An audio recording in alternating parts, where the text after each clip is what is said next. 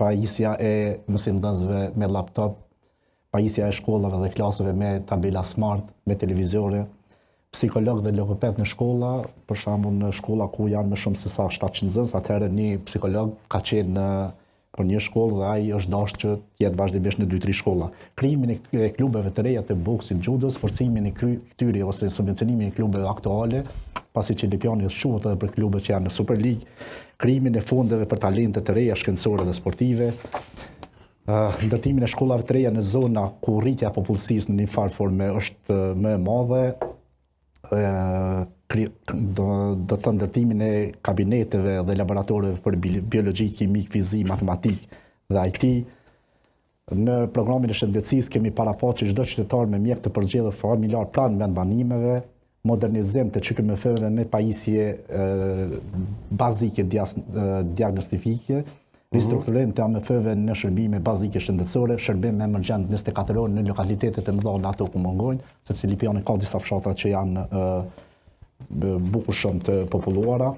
Ajo që është më rëndësi tek shëndetësia është qendra satelit për pacientët me hemodializë. Një rast të tillë kemi në Prishtinë, siç është Kodra e Trima, ku shërbimet me hemodializë kryen, shtimin e kapaciteteve të automjeteve, për shkak se kemi një numër të madh trajtimin e veçantë të fëmijëve të cilët janë me sindromin Down dhe autizëm, nga se kjo ka munguar përkrahja e komunës, ndërtimin e objekteve të reja në përfshatra, transport shëndetësor për raste emergjente, sigurim 100% e listës esenciale për bana ka qytetarë të cilët shkojnë edhe sot i kësaj dite, nga ato që janë të komuna shkojnë në i blejnë vetë një pjesë të tyre. Në infrastrukturë kemi parapat që të bëjmë rregullimin e të gjitha rrugëve dhe rrugicave në fshatra. Pastaj ajo që është thuajse projekti kryesor rreth qytetit të Lipjanit, jo të koncentrohen të gjitha automjetet në Lipjan, siç ka bërë kryetari aktual me gjitha ato makina me nën parkingje, është vendosja stacionit policor bashkë në koordinim